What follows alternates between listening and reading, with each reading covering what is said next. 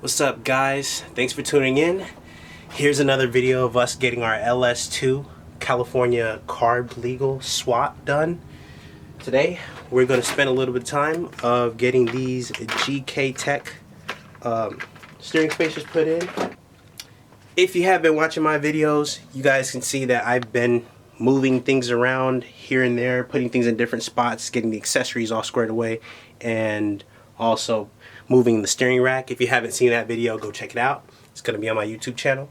But we're going to focus in on a little bit today, something relatively easy, quick, small.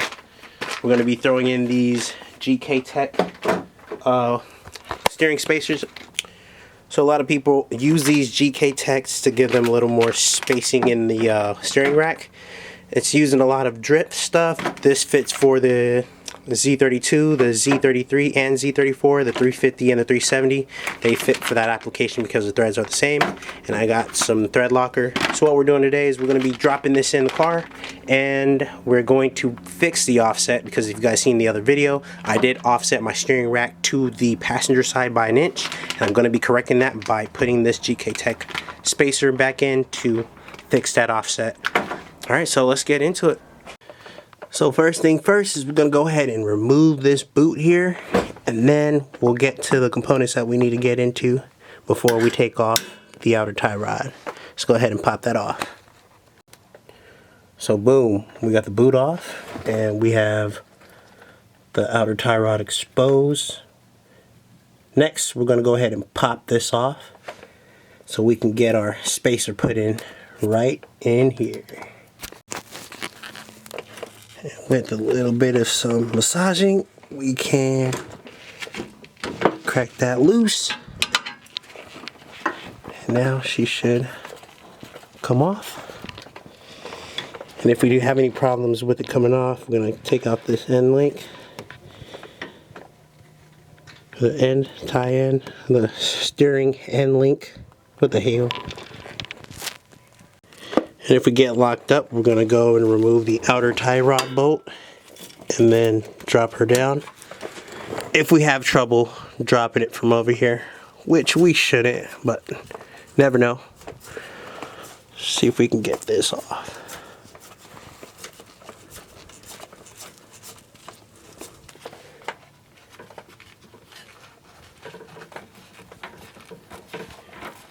And voila, we didn't have to take the outer tie rod off. It came out sweet. So now what we're gonna do is we're gonna clean out the threads that are in here to make sure our Loctite seals up tightly with the fresh, I won't say fresh threads, but clean threads, and nothing gunky or dirty in there, so it'll prevent it from loosening up. So let's go get our, let's get something to clean that. So I'm gonna be using this gum out carb choke and parts cleaner. I'm gonna go ahead and spray it. Let's get to it. So what we're gonna do is we're gonna get in here and penetrate that hole right there like that, and you're just gonna like that. Clean that little dirty hole. I took a microfiber towel and a small little drill bit that's on the inside just to go in there like a cotton swab and kind of wipe it down just to make sure I get all the little crooks and nannies, so nothing in there, no grease is sitting on the inside of the threads. So in the instructions, which is like taped down to the threads, so you can't mess this up. It literally says Loctite must be used. Don't dry install this. This will leave you stranded on the road, and you probably won't know why, and then when you look under your car, you'll feel stupid. But Loctite must be used. So what I'm going to do first is I'm going to do a dry run. So I'm going to take the sticker off. I'm going to do a quick, I'm going to thread it real quick just to see if the threads marry perfectly. And if I pull it out and if it's dirty, do another clean. So let's do that. Oh, and really quickly, for those that didn't read the instructions all the way, this side is for the driver's side. The black piece with the threads is for the driver's side. And for the passenger side, going to be this little ring here. So this little ring is going to go on the passenger side of the car. I'm not going to install it because I did my offset and I moved the offset over to the passenger side 1 inch. So for me, I'm just going to be using this with the threads. For you guys, if you guys want to have it all centered out, you want to get a little more turning radius with your car, you're going to use both. I'm running just with this. So there's a quick dry test fit. It threads in, no issues. I didn't have any biting, any binding. Just go ahead and take it out and see if there's any dirt or grime that are on the threads from me cleaning it. And so I got some thread locker here, orange. I'm seeing that it says that it's 3 times stronger than blue. A lot of people go with the red one, which is really popular, that I see a lot of people use, but I'm going with orange because I've seen that it's a little bit, or it's advertised as it being a little bit stronger than the blue and the red. So I'm running with this. So hopefully this does the job and it does the trick so it doesn't come out. Really quickly, I'm just going to knead it. So whatever contents that did settle in there kind of mixed in. You don't have to do this, but sometimes when these things settle and they sit, the solutions within it separate. So quick knead. Let's apply this onto the threads.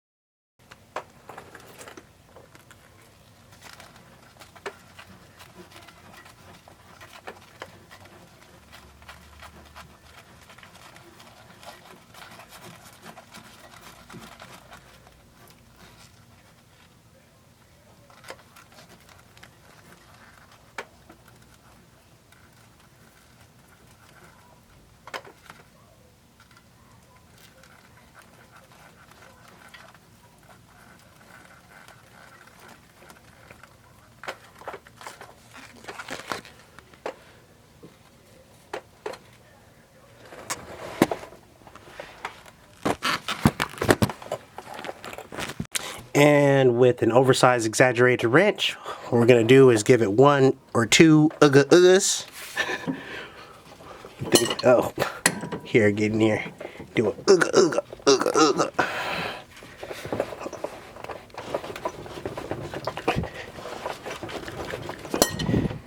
That's not going anywhere. And we have successfully installed our GK Tech spacer. And all we have to do now is reverse the process. Oops, I almost forgot. Don't forget to clean these threads and add the Loctite to this as well.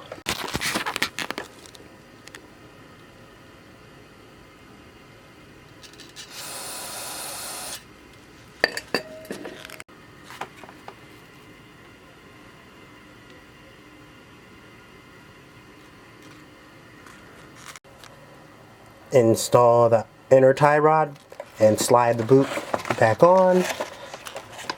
With the boot and the boot zip ties reinstalled, we officially corrected our offset from relocating the steering rack over to the passenger side by 1 inch. And the next step for the steering and suspension is going to be taking this to get in alignment.